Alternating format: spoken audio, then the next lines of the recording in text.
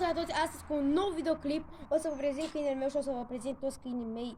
Și acesta este un cort cu animale care o să vă arăt animalele mele și o să postăm cu ele.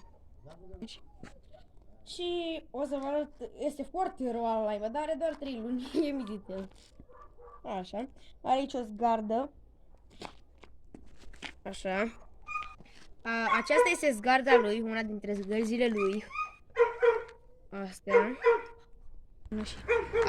Aceasta este altă zgarda lui, una roșie. Și el e mic, dar e foarte periculos.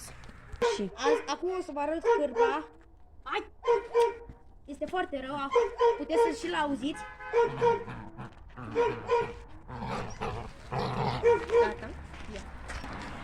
Mai facem aici o dată o probă. Nu da drumul. Și este foarte rău. Jack Terrier. Aici avem niște recompense pentru câini. Am avut multe pungi, am dat la toți. O să vă arăt câinii mei. Așa. Recompense din piele. Aceasta este pentru seară, mai dau la câini. Și o să le dau și niște pedigree. Iau! Aici o alergătură după pisică. Hai, Bruno, hai! Aici avem mâncarea lui Bruno. Am pus aici, vezi și asta.